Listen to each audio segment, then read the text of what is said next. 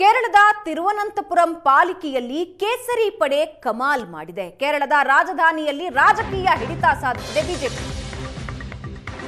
ಮೊದಲ ಬಾರಿಗೆ ತಿರುವನಂತಪುರಂ ಪಾಲಿಕೆಯಲ್ಲಿ ಬಿಜೆಪಿಗೆ ಅಧಿಕಾರ. ಕಮ್ಯುನಿಸ್ಟ್ ಪಕ್ಷದ ಹಿಡಿತದಲ್ಲಿತ್ತು ತಿರುವನಂತಪುರಂ ಪಾಲಿಕೆ, ಬಿಜೆಪಿ ತೆಕ್ಕೆಗೆ ಬಿದ್ದಿದೆ.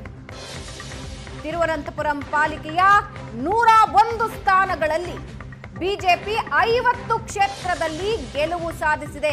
ಎಲ್ಡಿಎಫ್ಗೆ 29 ಸ್ಥಾನ, ಕಾಂಗ್ರೆಸ್ ನೇತೃತ್ವದ ಯುಡಿಎಫ್ ಮೈತ್ರಿಗೆ 19 ಸ್ಥಾನ. ಪಕ್ಷೇತರರ ಬೆಂಬಲದಿಂದ ತಿರುವನಂತಪುರಂನಲ್ಲಿ ಬಿಜೆಪಿಗೆ ಅಧಿಕಾರ.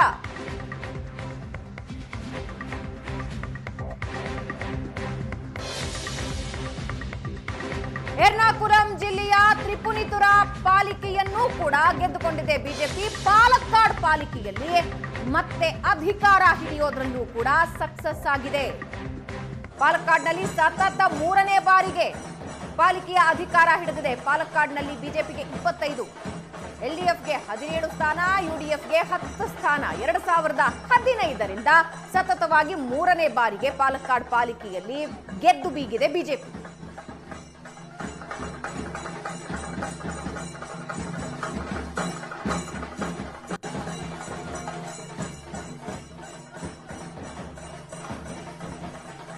ಕೇರಳ ಗ್ರಾಮ ಪಂಚಾಯತ್ ಚುನಾವಣೆಯ ಫಲಿತಾಂಶ ನೀವು ನೋಡ್ತಾ ಇದ್ದೀರಿ. ಯುಡಿಎಫ್ 7,918, ಎಲ್ಡಿಎಫ್ 6,479, ಎನ್ಡಿಎ 1,421 ಮತ್ತು ಇತರರು 1,281. ಕೇರಳ ಗ್ರಾಮ ಪಂಚಾಯಿತಿ ಚುನಾವಣಾ ಫಲಿತಾಂಶನ ಸ್ಕ್ರೀನ್ನಲ್ಲಿ ನೀವು ನೋಡ್ತಾ ಇದ್ದೀರಿ.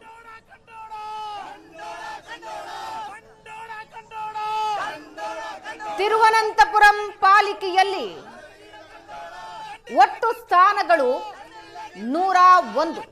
ಬಹುಮತ ಬೇಕು ಅಂತ ಹೇಳಿದ್ರೆ 51 ಸ್ಥಾನಗಳಿರಬೇಕಿತ್ತು. ಅದರಲ್ಲಿ ಬಿಜೆಪಿ 50 ಸ್ಥಾನ ಪಡ್ಕೊಂಡಿದೆ. ಬಿಜೆಪಿ 50 ಸ್ಥಾನ, ಯುಡಿಎಫ್ 19 ಸ್ಥಾನ, ಎಲ್ಡಿಎಫ್ 29, ಇತರರು 2.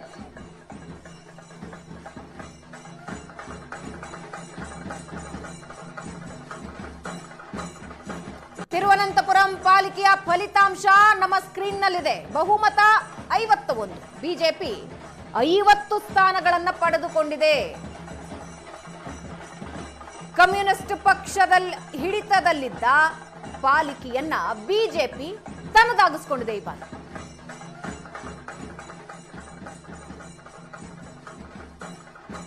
ಪಾಲಕ್ಕಾಡ್ ಪಾಲಿಕೆ ಫಲಿತಾಂಶನ ಕೂಡ ಸ್ಕ್ರೀನ್ನಲ್ಲಿ ನೀವು ನೋಡ್ತಾ ಇದ್ದೀರಾ. ಒಟ್ಟು ಸ್ಥಾನ ಇರೋದು 53.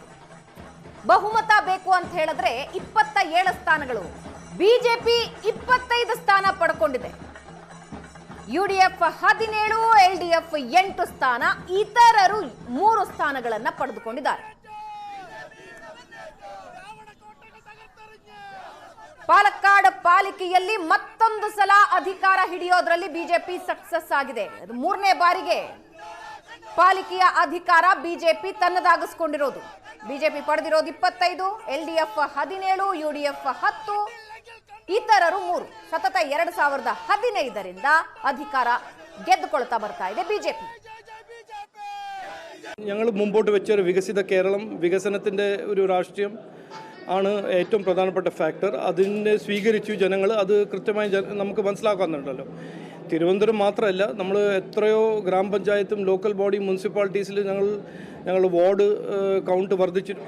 ഈ നാട്ടിൽ ഈ കേരള രാഷ്ട്രീയത്തിൽ ഏറ്റവും വലിയ ഒരു എക്സ്പാൻഷൻ നടക്കുന്നത് ബി ജെ പിക്കാണ്. വോട്ട് വർദ്ധിക്കുന്നത് ബി ജെ പിക്കാണ്. പൊളിറ്റിക്കൽ ഫുട് പ്രിൻറ്റ് വർദ്ധിക്കുന്നത് B J P N D എയിലാണ്.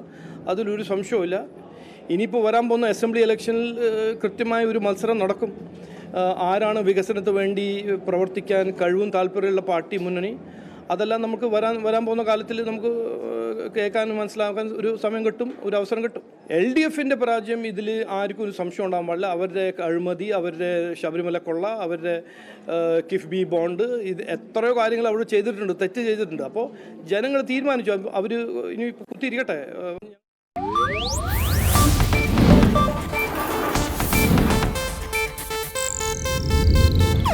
ಇದು ಏಷ್ಯಾನೆಟ್ ನ್ಯೂಸ್ ನೆಟ್ವರ್ಕ್ ಪ್ರಸ್ತುತಿ.